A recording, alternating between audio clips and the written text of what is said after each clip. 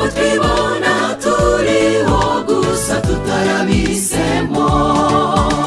buri wese uko abayeho nibangarishwe zagato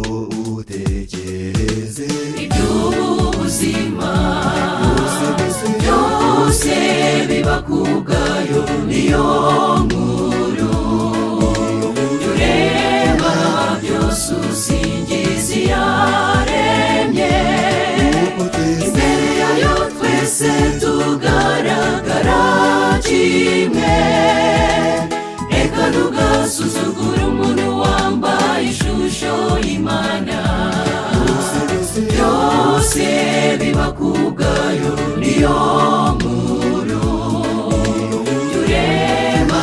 byose usingiza iyaremye imbere yayo twese tugaragara kimwe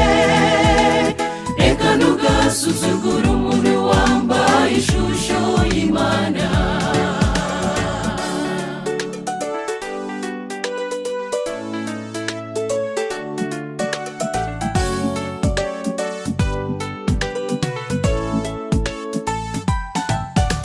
ni benshi hano ku isi tubona birata ko ari beza kandi mu by'ukuri nawe ubona ko bafite uburanga iyo byari ibyacu guhitamo sigaho wikwirata nshuti si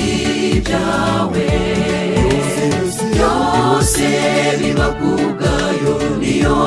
nkuru ureba byose usingiza iyaremye imbere yayo twese tugaragara kimwe reka ntugasuzugure umuntu wambaye ishusho y'Imana byose biba kubwayo niyo nkuru ureba byose usingiza iyaremye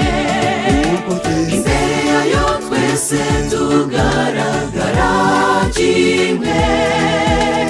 reka ntugasuzugure umuntu wambaye ishusho y'Imana